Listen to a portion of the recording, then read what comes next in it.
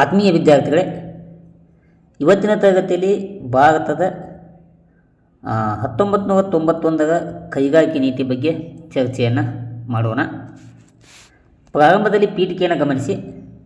ಈ 1991ರ ಕೈಗಾರಿಕಾ ನೀತಿ ಏನಿದೆಯಲ್ಲ, ಇದು ಭಾರತದ ಹೊಸ ಕೈಗಾರಿಕಾ ನೀತಿ ಅಂತೇಳಿ ಕರಿತೇವೆ. ಇದು ದೇಶದ ಆರ್ಥಿಕ ಇತಿಹಾಸದಲ್ಲಿ ಮಹತ್ವದ ಒಂದು ನೀತಿಯಾಗಿದ್ದು, ಇದು ಆರ್ಥಿಕ ಅಭಿವೃದ್ಧಿಗೆ ಅಥವಾ ಕೈಗಾರಿಕಾ ಅಭಿವೃದ್ಧಿಗೆ ಹೊಸ ದಿಕ್ಕನ್ನು ನೀಡುವಂಥ ಕೆಲಸವನ್ನು ಮಾಡ್ತದೆ. ಭಾರತವು ಸ್ವತಂತ್ರವನ್ನು ಪಡೆದುಕೊಂಡ ನಂತರ ಅಳವಡಿಸಿಕೊಂಡಂಥ ಕಠಿಣ ನಿಯಂತ್ರಣ ಆಧಾರಿತ ವ್ಯವಸ್ಥೆ ಅಂದ್ರೆ ಲೈಸೆನ್ಸ್ ಪದ್ಧತಿ ಆಗ್ಬೋದು, ಸಾರ್ವಜನಿಕ ಕ್ಷೇತ್ರದ ಪ್ರಾಬಲ್ಯ ಆಗ್ಬೋದು, ಏಕಾಧಿಕಾರದ ನಿಯಂತ್ರಣಗಳು ಆಗ್ಬೋದು, ವಿದೇಶಿ ಹೂಡಿಕೆಗೆ ಇದ್ದಂಥ ನಿರ್ಬಂಧಗಳು ಆಗ್ಬೋದು. ಇವೆಲ್ಲವುಗಳನ್ನು ಕೈಗಾರಿಕಾ ಬೆಳವಣಿಗೆಯನ್ನು ನಿಧಾನಗೊಳಿಸುವಂಥ ಕೆಲಸವನ್ನು ಮಾಡಿತ್ತು. ಈ ಮೇಲೆ ಹೇಳಿರುವಂಥ ಎಲ್ಲ ದೋಷಗಳನ್ನು ನಿವಾರಣೆ ಮಾಡಿ ನಾವು ಭಾರತವನ್ನು ಅಭಿವೃದ್ಧಿಯತ್ತ ಸಾಧಿಸುವಂಥ ಒಂದು ದೃಷ್ಟಿಕೋನವನ್ನು ಇಟ್ಟುಕೊಂಡು ಈ 1991ರ ಕೈಗಾರಿಕಾ ನೀತಿಯನ್ನು ಘೋಷಣೆಯನ್ನು ಮಾಡಲಾಯಿತು. ಇಲ್ಲಿ ನೋಡಿ ವಿದ್ಯಾರ್ಥಿಗಳೇ, 1990-91ರಲ್ಲಿ ಉಂಟಾದಂತಹ ವಿದೇಶಿ ವಿನಿಮಯದ ಸಂಕಷ್ಟ ಎದುರಾಗಿತ್ತು. ಕಡಿಮೆ ಆರ್ಥಿಕ ಬೆಳವಣಿಗೆ ದರವನ್ನು ಕಾಣ್ತಾ ಇದ್ವಿ ಮತ್ತು ಹೆಚ್ಚಿನವಾಗಿ ಹಣಕಾಸಿನ ಅಸಮತೋಲನ ಇತ್ತು ಮತ್ತು ಆರ್ಥಿಕ ಪುನರ್ರಚನೆಯನ್ನು ಗೊಳಿಸುವಂಥ ಕೆಲಸ ಕೂಡ ಇತ್ತು. ಇವೆಲ್ಲ ಒಂದು ಅಂಶಗಳನ್ನು ದೃಷ್ಟಿಕೋನ ಇಟ್ಕೊಂಡು 1991 ಜುಲೈ 24ರಂದು ಭಾರತದ ಆಗಿನ ಪ್ರಧಾನಮಂತ್ರಿ PV ನರಸಿಂಹರಾವ್ ಅವರು ಏನು ಮಾಡ್ತಾರೆ ಮತ್ತು ಆ ಒಂದು ಅವಧಿಯಲ್ಲಿದ್ದಂಥ ದೇಶದ ಹಣಕಾಸು ಸಚಿವರು ಡಾಕ್ಟರ್ ಮನಮೋಹನ್ ಸಿಂಗ್ರವರ ಮಾರ್ಗದರ್ಶನದಲ್ಲಿ ನಾವೇನು ಮಾಡ್ತೀವಿ, 1991 ಜುಲೈ 24ರಂದು ಹೊಸ ಕೈಗಾರಿಕಾ ನೀತಿಯನ್ನು ಘೋಷಣೆಯನ್ನು ಮಾಡ್ತೇವೆ. ಈ ಒಂದು ನೀತಿಯಲ್ಲಿ ನಾವು ಪ್ರಮುಖವಾಗಿ ಅಳವಡಿಕೆ ಆಗಿದ್ದು ಮತ್ತು ಸುಧಾರಣೆಗೆ ಕಾರಣವಾದಂಥ ಅಂಶಗಳು ಯಾವಂತಂದ್ರೆ ಅದು LPG. 1991 ಇಂಡಸ್ಟ್ರಿಯಲ್ ಪಾಲಿಸಿ ಒಳಗೆ ನಾವು ಏನು ಪ್ರಮುಖವಾಗಿ ಘೋಷಣೆ ಮಾಡ್ತೇವೆ ಅಂದ್ರೆ LPGಯನ್ನು ಘೋಷಣೆಯನ್ನು ಮಾಡ್ತೇವೆ. LPG ಅಂದರೆ ಉದಾರೀಕರಣ, ಖಾಸಗೀಕರಣ ಮತ್ತು ಜಾಗತೀಕರಣ. ಇದು ಖಾಸಗೀಕರಣ ಅಂತ ಆಗಬೇಕಿತ್ತು. ಈ LPGಯನ್ನು ಆಧಾರ ಸ್ತಂಭವಾಗಿಟ್ಕೊಂಡು ಈ 1991ರ ನೀತಿಯಲ್ಲಿ ನಾವೇನು ಮಾಡ್ತೀವಿ, ಪ್ರಮುಖವಂಥ ಬದಲಾವಣೆಗಳನ್ನು ತರುವಂಥ ಕೆಲಸವನ್ನು ಮಾಡ್ತೀವಿ. ಇಷ್ಟು ನೀವೇನು ಮಾಡಬೇಕು ವಿದ್ಯಾರ್ಥಿಗಳೇ, ಪೀಠಿಕೆಯಲ್ಲಿ ಗಮನಿಸಬೇಕು. ಪೀಠಿಕೆ ಆದಮೇಲೆ ಈ 1991ರ ಕೈಗಾರಿಕಾ ನೀತಿಯ ಪ್ರಮುಖ ಉದ್ದೇಶಗಳು ಏನು, ಆ ಉದ್ದೇಶಗಳ ಬಗ್ಗೆ ಚರ್ಚೆಯನ್ನು ಮಾಡೋಣ. ಮೊದಲನೇ ಉದ್ದೇಶ ಕೈಗಾರಿಕಾ ಕ್ಷೇತ್ರದ ಉದಾರೀಕರಣವನ್ನು ಗೊಳಿಸುವಂಥ ಒಂದು ಉದ್ದೇಶವನ್ನು ಇಟ್ಕೊಂಡಿದ್ದು.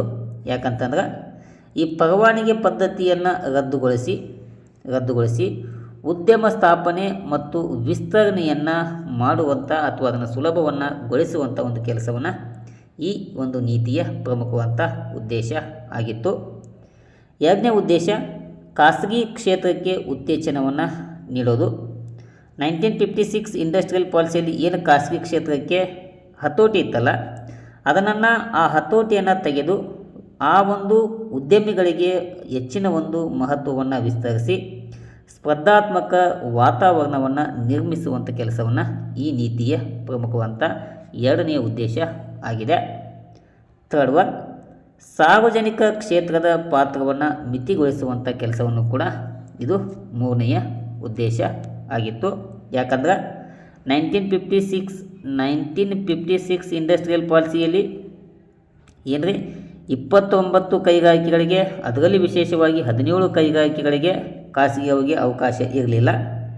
ಹೀಗಾಗಿ ಆ ಏನು 17 ಕೈಗಾರಿಕೆ ಇತ್ತಲ್ಲ, ಅದನ್ನು ಸ್ವಲ್ಪ ಕಡಿಮೆ ಮಾಡಿಕೊಂಡು ಸಾರ್ವಜನಿಕ ಕ್ಷೇತ್ರದ ಪಾತ್ರವನ್ನು ಮಿತಿಗೊಳಿಸುವಂಥ ಕೆಲಸವನ್ನು ಕೂಡ ಇದು ಮಾಡುವಂಥ ಕೆಲಸವನ್ನು ಮಾಡಿದೆ. ನಾಲ್ಕನೇ ಉದ್ದೇಶ ವಿದೇಶಿಯ ನೇರ ಹೂಡಿಕೆಗೆ ಅಥವಾ ಹೂಡಿಕೆಯನ್ನು ಆಕರ್ಷಣೆ ಮಾಡೋದು. ಯಾಕಂದ್ರೆ ಇದರಿಂದ ಒಂದು ವಿದೇಶಿ ಬಂಡವಾಳ ಬರ್ತದೆ, ತಂತ್ರಜ್ಞಾನ ಮತ್ತು ಕೌಶಲ್ಯ ನಮ್ಮ ದೇಶಕ್ಕೆ ಬರುವುದರಿಂದ ನಮಗದು ಅನುಕೂಲ ಆಗ್ತದೆ. ಐದನೇ ಉದ್ದೇಶ ಕೈಗಾರಿಕಾ ಉತ್ಪಾದಕತೆ ಮತ್ತು ಕಾರ್ಯಕ್ಷಮತೆಯನ್ನು ಹೆಚ್ಚಿಸುವಂಥ ಕೆಲಸವನ್ನು ಮಾಡೋದು. ಅಂದ್ರೆ ಅತ್ಯಾಧುನಿಕ ತಂತ್ರಜ್ಞಾನವನ್ನು ಬಳಕೆ ಮಾಡೋದಾಗ್ಬೋದು, ಇದರಿಂದ ಉತ್ಪಾದನೆ ವೆಚ್ಚ ಕೂಡ ಕಡಿಮೆ ಆಗ್ತದೆ. ಉತ್ಪಾದನೆ ವೆಚ್ಚ ಕಡಿಮೆ ಆಗುವುದರ ಮೂಲಕ ಗುಣಮಟ್ಟವನ್ನು ಹೆಚ್ಚಿಸಲು ನಾವು ಏನು ಮಾಡ್ಬೋದು, ಸಹಾಯವನ್ನು ಮಾಡ್ಬೋದು. ಇದು 5ನೆಯ ಉದ್ದೇಶ. 6th ಒನ್, ಏಕಾಧಿಕಾರ ಮತ್ತು ನಿರ್ಬಂಧಿತ ವ್ಯಾಪಾರವನ್ನು ನಿಯಂತ್ರಿಸುವಂಥದ್ದು. ಇದು 6ನೆಯ ಉದ್ದೇಶ ಆಗಿದೆ. ಇವು ನಿಯಂತ್ರಿಸುವ ಸಲುವಾಗಿ ಏನು ಮಾಡ್ತದೆ, ಈ 1991 ಇಂಡಸ್ಟ್ರಿಯಲ್ ಪಾಲಿಸಿ MRTP ಕಾಯ್ದೆಯಲ್ಲಿ ಕೆಲವೊಂದು ಬದಲಾವಣೆಗಳನ್ನು ಮಾಡುವಂಥ ಕೆಲಸವನ್ನು ಮಾಡ್ತದೆ. 7th ಒನ್, ಉದ್ಯೋಗಾವಕಾಶವನ್ನು ಹೆಚ್ಚಳ ಮಾಡುವುದು. ಇದು 7ನೇ ಉದ್ದೇಶ. ಮತ್ತು ರಫ್ತುಗಳಿಗೆ ಉತ್ತೇಜನ ಮತ್ತು ವಿದೇಶಿ ವಿನಿಮಯ ಗಳಿಕೆಯನ್ನು ಸಾಧಿಸುವುದು. 9, ಪ್ರಾದೇಶಿಕ ಅಸಮತೋಲನವನ್ನು ಕಡಿಮೆ ಮಾಡುವುದು. 10, ಭಾರತವನ್ನು ಜಾಗತಿಕ ಆರ್ಥಿಕತೆಯೊಂದಿಗೆ ಸಂಯೋಜನೆಯನ್ನು ಮಾಡುವುದು. ಇಷ್ಟು ಪ್ರಮುಖವಾದಂಥ 10 ಉದ್ದೇಶವನ್ನು ಇಟ್ಕೊಂಡು ಇದು ಕಾರ್ಯವನ್ನು ನಿರ್ವಹಿಸಿದೆ. ಇನ್ನು ಈ 1991 ಇಂಡಸ್ಟ್ರಿಯಲ್ ಪಾಲಿಸಿಯಲ್ಲಿ ಕೆಲವೊಂದು ಬದಲಾವಣೆಗಳನ್ನು ನಾವು ಕಾಣ್ತೀವಿ. ಆ ಪ್ರಮುಖ ಬದಲಾವಣೆಗಳು ಯಾವಂತೇಳಿ ಒಂದೊಂದಾಗಿ ಅಧ್ಯಯನವನ್ನು ಮಾಡೋಣ. ಕೈಗಾರಿಕಾ ಪರವಾನಗಿಯನ್ನು ರದ್ದತಿಗೊಳಿಸುವಂಥದ್ದು. ಇದು 1ನೆಯ ಬದಲಾವಣೆ. ಯಾಕಂದ್ರೆ ಬಹುತೇಕ ಕೈಗಾರಿಕೆಗಳಲ್ಲಿ ಇದ್ದಂಥ ಕೈಗಾರಿಕಾ ವ್ಯವಸ್ಥೆಯನ್ನು ರದ್ದುಗೊಳಿಸುವಂಥ ಕೆಲಸವನ್ನು ಈ ಇಂಡಸ್ಟ್ರಿಯಲ್ ಪಾಲಿಸಿ ಮಾಡ್ತದೆ. ಅಂದ್ರೆ ಕೇವಲ 18 ಕೈಗಾರಿಕೆಗಳು, ಉದಾಹರಣೆಗೆ ರಕ್ಷಣಾ ಅಪಾಯಕಾರಿ ಈ ರಾಸಾಯನಿಕಗಳು ಏನಿರ್ತಾವಲ್ಲ ಅಂಥವುಗಳಿಗೆ ಮಾತ್ರ ಲೈಸೆನ್ಸಿನ ವ್ಯಾಪ್ತಿಯಲ್ಲಿ ಉಳಿಸಿಕೊಂಡು ಉಳಿದಂಥ ಕೈಗಾರಿಕೆಗಳು ಏನಿರ್ತಾವಲ್ಲ ಅವು ಎಲ್ಲವುಗಳಿಗೆ ಕೈಗಾರಿಕಾ ಪರವಾನಗಿಯನ್ನು ರದ್ದತಿಗೊಳಿಸುವಂಥ ಕೆಲಸವನ್ನು ಈ 1991 ಇಂಡಸ್ಟ್ರಿಯಲ್ ಪಾಲಿಸಿ ಮಾಡ್ತದೆ. ಇದರಿಂದ ಏನು ಸಾಧ್ಯ ಆತಂತಂದ್ರೆ ಉದ್ಯಮವನ್ನು ಸ್ಥಾಪನೆ ಮಾಡೋದು ಬಹಳ ಸುಲಭವಾಗಿ ಬೆಳವಣಿಗೆಯನ್ನು ಸಾಧಿಸ್ತದೆ. ಅಂದ್ರೆ ಪರವಾನಗಿ ಇತ್ತಂತಂದ್ರೆ ಉದ್ಯಮವನ್ನು ಸ್ಥಾಪನೆ ಮಾಡೋದು ಬಹಳ ಕಠಿಣ ಆಗ್ಬೋದು. ಈಗ ಪರವಾನಗಿಯನ್ನು ಆ ನೀತಿಯಲ್ಲಿ ಸಡಿಲಗೊಳಿಸಿದಾಗ ಉದ್ಯಮ ಸ್ಥಾಪನೆ ಮಾಡಲು ನಮಗೇನಾಗ್ತದೆ, ಸಹಾಯ ಆಗ್ತದೆ. 2nd ಒನ್, ಸಾರ್ವಜನಿಕ ಕ್ಷೇತ್ರದ ಮಿತಿಯನ್ನು ಕಡಿಮೆಗೊಳಿಸುವಂಥ ಕೆಲಸವನ್ನು ಮಾಡುವುದು. ನೋಡಿರಲೇ, ಸಾರ್ವಜನಿಕ ಕ್ಷೇತ್ರಕ್ಕೆ ಮೀಸಲಾಗಿದ್ದ ಕೈಗಾರಿಕೆ ಸಂಖ್ಯೆಯನ್ನು 17ರಿಂದ 18ಕ್ಕೆ ಕಡಿತಗೊಳಿಸುವಂಥ ಕೆಲಸವನ್ನು ಮಾಡ್ತದೆ. ಮೊದಲೇಕೇನಿತ್ತು, 1991 ಇಂಡಸ್ಟ್ರಿಯಲ್ ಪಾಲಿಸಿ ಒಳಗೆ 17 ಕೈಗಾರಿಕೆಗಳು ಸಂಪೂರ್ಣವಾಗಿ ಸಾರ್ವಜನಿಕ ಕ್ಷೇತ್ರದ ಮಿತಿ ಒಳಗಿದ್ದು, ಈಗ ಈ 17 ಇದ್ದಂಥ ಸಂಖ್ಯೆಯನ್ನು ಎಷ್ಟಕ್ಕೆ ಕಡಿಮೆಗೊಳಿಸ್ತದೆ, 8ಕ್ಕೆ ಕಡಿತಗೊಳಿಸ್ತದೆ. 8ಕ್ಕೆ ಕಡಿತಗೊಳಿಸುವುದರಿಂದ ನಮಗೇನು ಲಾಭ ಅಂತಂದ್ರೆ ಖಾಸಗಿ ಕ್ಷೇತ್ರಕ್ಕೂ ಕೂಡ ಪ್ರಮುಖ ಕೈಗಾರಿಕೆಗಳಲ್ಲಿ ಪ್ರವೇಶವನ್ನು ಪಡೆಯಲು ಅವಕಾಶವನ್ನು ನೀಡಿಕೊಡುವಂಥ ಕೆಲಸವನ್ನು ಈ ಒಂದು ನೀತಿಯಲ್ಲಿ ನಾವು ಪ್ರಮುಖವಾಗಿ ಬದಲಾವಣೆಯಾಗಿ ಕಾಣ್ತೇವೆ. ಇನ್ನೊಂದು ಪ್ರಮುಖವಾದಂಥ ಬದಲಾವಣೆ MRTP ಕಾಯ್ದೆಯಲ್ಲಿ ಸುಧಾರಣೆ. ಇದು ಪ್ರಮುಖವಾದಂಥ ವಿಸ್ತರಣೆ ಆಗಿದೆ. ಇಲ್ಲಿ ನೋಡ್ರಿ, ಈ MRTP ಕಾಯ್ದೆ ಬಂದಿದ್ದು 1969 ಒಳಗೆ ಬರ್ತದೆ. ಈ ಕಾಯ್ದೆ ಅಡಿಯಲ್ಲಿದ್ದಂಥ ಆಸ್ತಿಯ ಮಿತಿ ಆಗ್ಬೋದು ಮತ್ತು ವಿಸ್ತರಣೆಯ ನಿರ್ಬಂಧಗಳನ್ನು ರದ್ದುಗೊಳಿಸುವಂಥ ಕೆಲಸವನ್ನು ಈ ಒಂದು ನೀತಿ ಮಾಡ್ತದೆ. ಇದರಿಂದಾಗಿ ದೊಡ್ಡ ದೊಡ್ಡ ಕಂಪನಿಗಳಿಗೆ ವಿಸ್ತರಣೆ ಮಾಡಲು ಮತ್ತು ವಿಲೀನಕ್ಕೆ ಅನುಮತಿಯನ್ನು ಮಾಡಿಕೊಡಲು ಇದು ನಮಗೆ ಅವಕಾಶವನ್ನು ಮಾಡಿಕೊಡ್ತದೆ. ಅಷ್ಟೇ ಅಲ್ಲದೆ ಈ MRTP ಕಾಯ್ದೆಯ ದುರ್ಬಲತೆಗಳನ್ನು ಸರಿಪಡಿಸಲು ಸ್ಪರ್ಧಾ ಕಾಯ್ದೆ, ಕಾಂಪಿಟೇಟಿವ್ ಆ್ಯಕ್ಟ್ ಅಂತ ಕರಿತೀವಿ, ಈ ಕಾಯ್ದೆಯನ್ನು 2002ರಲ್ಲಿ ಅನುಷ್ಠಾನಕ್ಕೆ ಬರುತ್ತದೆ ಮತ್ತು ಈ ಕಾಯ್ದೆಯನ್ನು 2003ರಲ್ಲಿ ಅಂಗೀಕಾರವನ್ನು ಮಾಡಲಾಗ್ತದೆ.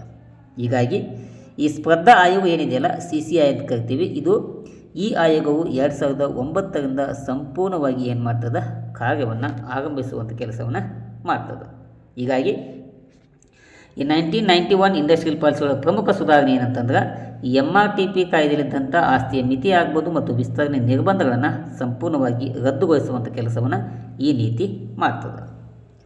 4ನೆಯ ಸುಧಾರಣೆ ವಿದೇಶಿ ನೇರ ಹೂಡಿಕೆ ಉದಾರೀಕರಣಗೊಳಿಸೋದು. ಅಂದ್ರೆ ಅನೇಕ ಕೈಗಾರಿಕೆಗಳಲ್ಲಿ ವಿದೇಶಿ ಹೂಡಿಕೆಗೆ ಸ್ವಯಂ ಅನುಮತಿಯನ್ನು ನೀಡಲಾಯಿತು. ನೋಡಿ, 1991 ಇಂಡಸ್ಟ್ರಿಯಲ್ ಪಾಲಿಸಿ ಏನು ಮಾಡ್ತಂತಂದ್ರೆ ಕೆಲವೊಂದು ಕೈಗಾರಿಕೆ ಏನಿರ್ತಾವಲ್ಲ ಆ ಕೈಗಾರಿಕೆಗಳಲ್ಲಿ ವಿದೇಶಿ ಬಂಡವಾಳ ಹೂಡಿಕೆಗೆ ಸ್ವಯಂ ಪ್ರೇರಿತವಾಗಿ ಅಥವಾ ಸ್ವಯಂ ಅನುಮತಿಯನ್ನು ನೀಡುವಂಥ ಕೆಲಸವನ್ನು ಮಾಡಿತು. ಇದರಿಂದ ಏನು ಲಾಭ ಆತಂತಂದ್ರೆ ವಿದೇಶಿ ತಂತ್ರಜ್ಞಾನ, ಓಕೆನಾ, ಆಮೇಲೆ ನ್ಯೂವನ್ನ ಕೌಶಲ್ಯ ಪ್ರವೇಶಕ್ಕೆ ಇದು ಅವಕಾಶವನ್ನು ಮಾಡಿಕೊಡುವಂಥ ಕೆಲಸವನ್ನು ಮಾಡ್ತದೆ. ಐದನೆಯ ಪ್ರಮುಖವಾದಂಥ ಬದಲಾವಣೆ. ವಿದೇಶಿ ತಂತ್ರಜ್ಞಾನ ಒಪ್ಪಂದಗಳ ಸಡಿಲಿಕೆಯನ್ನು ಮಾಡ್ತದೆ. ಇಲ್ಲಿ ನೋಡ್ರಿ, ವಿದೇಶಿ ಕಂಪನಿಗಳೊಂದಿಗೆ ತಂತ್ರಜ್ಞಾನ ಒಪ್ಪಂದಗಳಿಗೆ ಸರ್ಕಾರದ ಅನುಮತಿಯನ್ನು ಬಹಳ ಸರಳಗೊಳಿಸುವಂಥ ಕೆಲಸವನ್ನು ಇದು ಮಾಡ್ತದೆ. ಹೀಗೆ ಮಾಡುವುದರಿಂದ ಏನಾಯ್ತಂದ್ರೆ ಆಧುನಿಕ ತಂತ್ರಜ್ಞಾನ ಬಳಕೆ ಪ್ರಮಾಣ ಹೆಚ್ಚಳವಾಗಿ ಕಂಡು ಬರ್ತದೆ. ಇದು ಮತ್ತೊಂದು ಪ್ರಮುಖವಾದಂಥ ಸುಧಾರಣೆ. 6th ಒನ್, ಖಾಸಗೀಕರಣದ ನೀತಿಯನ್ನು ಮಾಡ್ತದೆ.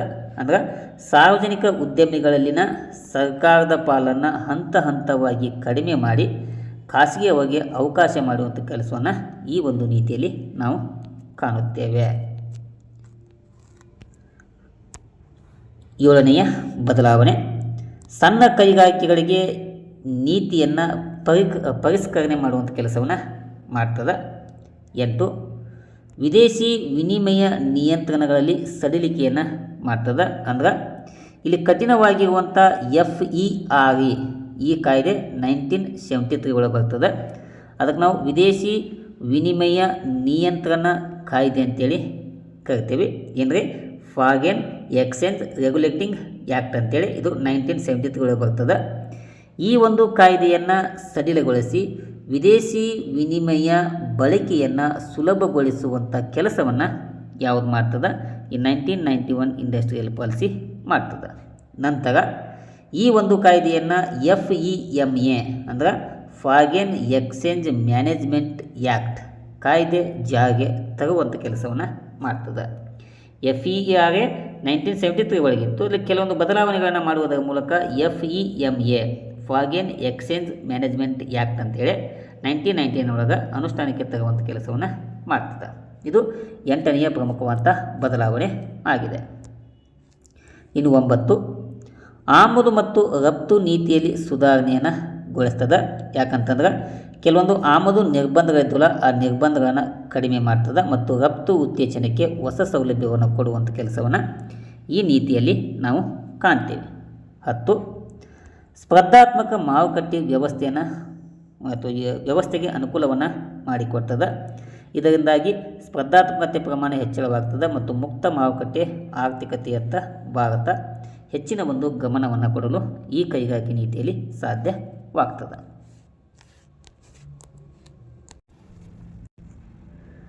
ಇನ್ನು ಈ 1991 ಇಂಡಸ್ಟ್ರಿಯಲ್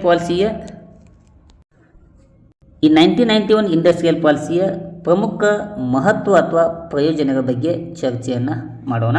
ಅಂದರೆ ಈ ನೀತಿ ಬಂದ ಮೇಲೆ ನಮಗೇನು ಪ್ರಯೋಜನ ಆಯಿತು ಎಂಬುದನ್ನು ಇಲ್ಲಿ ನಾವು ತಿಳಿದುಕೊಳ್ಳೋಣ.